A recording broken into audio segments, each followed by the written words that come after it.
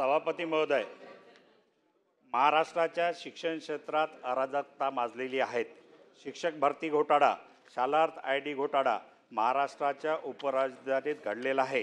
त्याची पाळीमुळे संपूर्ण महाराष्ट्रामध्ये पसरलेली आहेत. 2 मे 2012 चा शासनाचा शासन निर्णय शिक्षक पदभरतीला बंदी टाकण्यात आली. फरवरी 13 मध्ये शिक्षक पात्रता परीक्षा ही लागू करण्यात आली.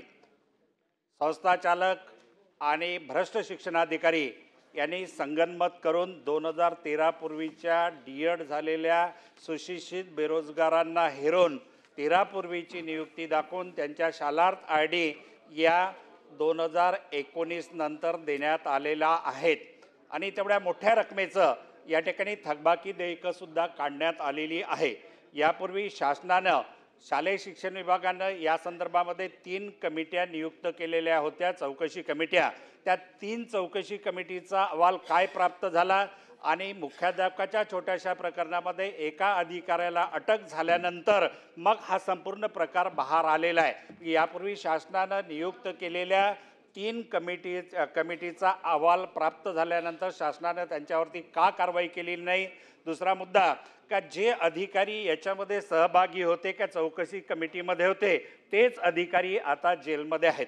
आणि परत आजच्या उत्तरामध्ये असं म्हटलेलं आहे की या ठिकाणी संचालक सहसंचालक दर्जाच्या अधिकारी स्तरावरती आम्ही चौकशी समिती नेमू आणि चौकशी करू. या ठिकाणी शिक्षणाधिकारी, शिक्षण उपसंचालक कार्यालय, संचालक कार्यालय, आयुक्त कार्यालय आणि मंत्रालयामधले सुद्धा अधिकारी मोठ्या प्रमाणामध्ये यामध्ये सहभागी आहेत.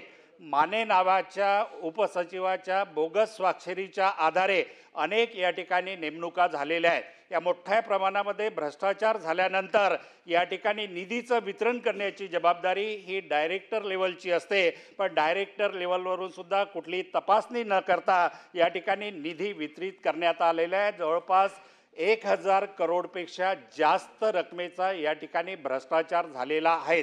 या भ्रष्टाचाराची आपण विशिष्ट SIT नियुक्ती करून, निवड नागपूर विभागातच नव्हे, हा प्रकार संपूर्ण महाराष्ट्रामध्ये घडलेला आहे.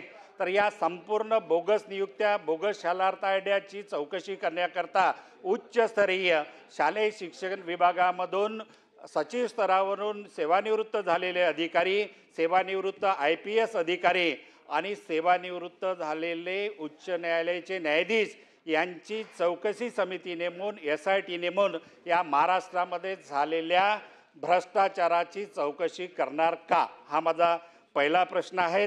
आणि या बोगस भरती शालार्थ ID मध्ये जो मेन सूत्रधार आहे शासनानं त्याला निलंबित केलं, अजूनही त्यांना अटक करण्यात आलेली नाही.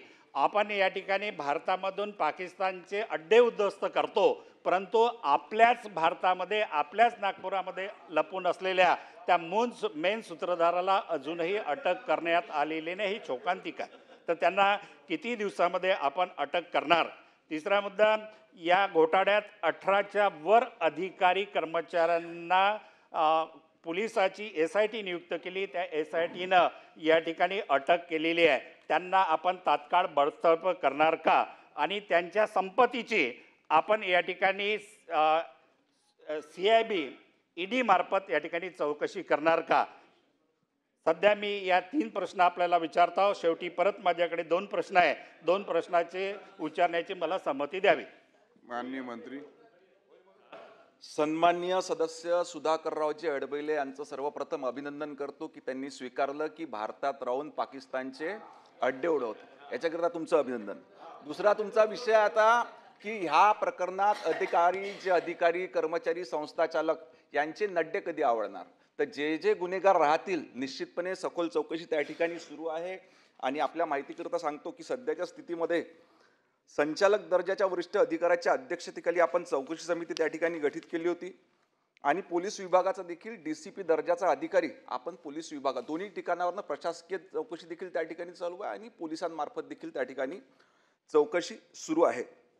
आता आपण जी मागणी केली की अजून एक याची व्याप्ती पाहता, ह्या प्रकरणाची व्याप्ती पाहता याच्यामध्ये जो काही मोठा भ्रष्टाचार शासनाच्या निदर्शनास आला तर याच्यावरून निश्चितपणे लवकरात लवकर IAS दर्जाचा IPS दर्जाचा आणि शक्य झाल्यास न्यायालयाच्या व्यवस्थापनातला देखील अधिकारी याची नियुक्ती करून एक राज्यस्तरीय SIT त्या ठिकाणी गठीत करण्यात येईल.